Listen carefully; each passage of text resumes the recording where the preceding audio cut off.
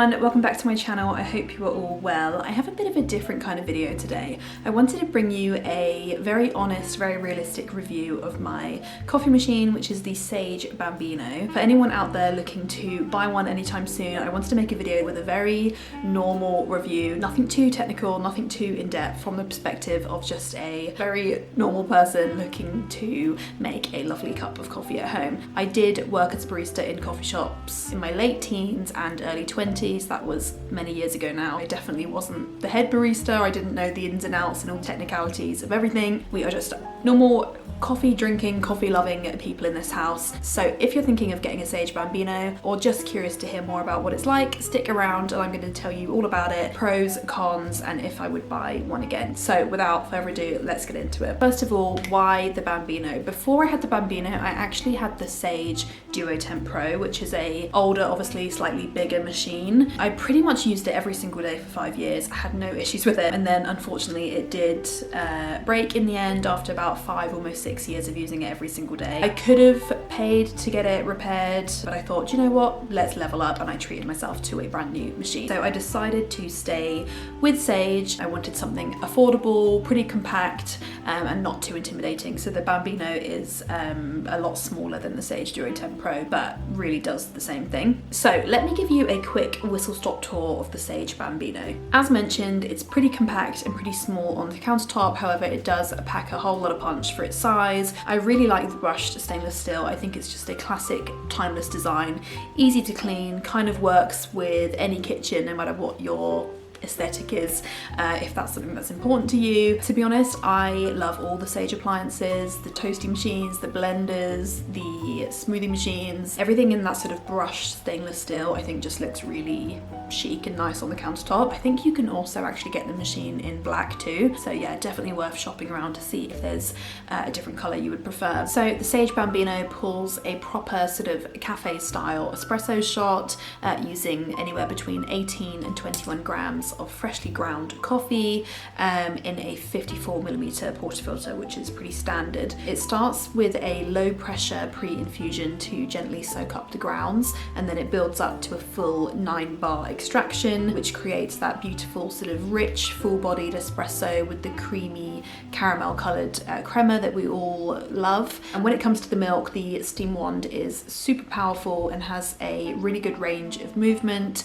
so you can make that beautiful silky microfoam fast, and yeah, ideal for pouring latte art. Let's get into the pros and cons after a year of using the Sage Bambino. First off, this is such a good price point for a really amazing machine. You can definitely spend literally thousands of pounds on an at-home coffee setup these days. Even within Sage, they go all the way up to like almost £2,000, I think. The Sage Bambino was, I think, around £230 at the time, and then we've recently got the Sage Smart Grinder Pro to go with it, and that was £150, which was a lot more reasonable than I was expecting. I would certainly recommend you shop around a bit online, see what's out there, see what deals you can get, because I often see discount codes, they're always on sale, and you can often get a bundle of the grinder and the machine together for literally less than £500, which is really amazing in my opinion. Next, I would say the Sage Bambino is just so easy to use and very user friendly. There isn't really much to it, to be honest. There's 4 buttons. If you're new to espresso machines and maybe you're looking to like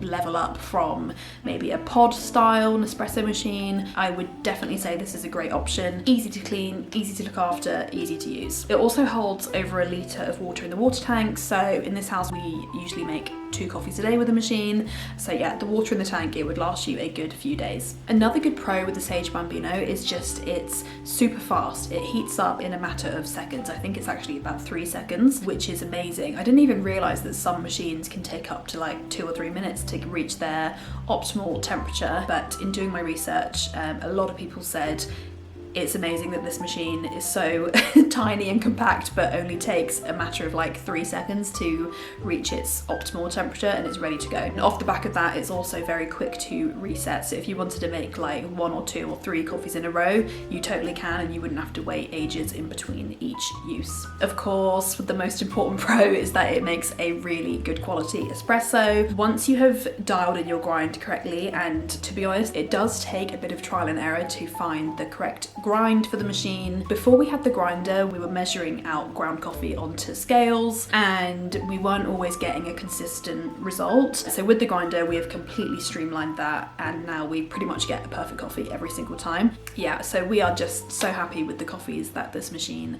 makes now, and we've had loads of family and friends come over, have a coffee from the machine, and a few have said like, this is as good as a coffee shop coffee. To be honest, I wouldn't really say I had any major complaints about this machine, but I guess if I really had to sort of nitpick and pick some areas of improvement, there is a couple of things that come to mind. One is because the machine is so compact and lightweight, even with a full water tank, it's really not that heavy. You sometimes have to hold onto the machine to get the group head in, and I have seen other people complain about that as well. It's not a big deal, it's really not a big deal. I have noticed that it like will move around on the countertop if you don't hold the top whilst you put the group head in. But once you know that, it is what it is and it works for us. Also saw a few people online saying that the steam wand, it takes a little bit longer to steam your milk. I would maybe agree with that, but to be honest, again, it's not really a big deal. If I'm going into the kitchen to use my coffee machine, it's become a ritual, a mini